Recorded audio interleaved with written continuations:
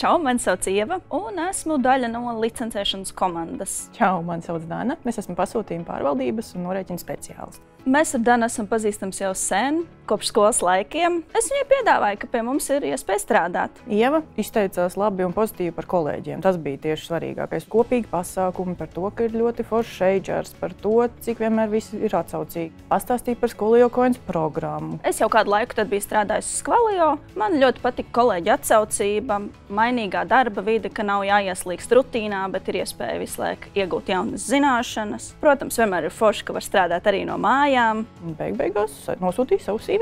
Ir svarīgi, ka tā komunikācija ar kolēģiem notiek nevienmēr tikai par un ap darbu. Tāpēc man patīk, ka mums ir arī šie darba pasākumi, kuros var parunāt par kino, var kopīgi orientēties, vai izbraukt ar mašīnām, pat golfu uzspēlēt, pēc tam ar jaunu jaudu mesties darbos.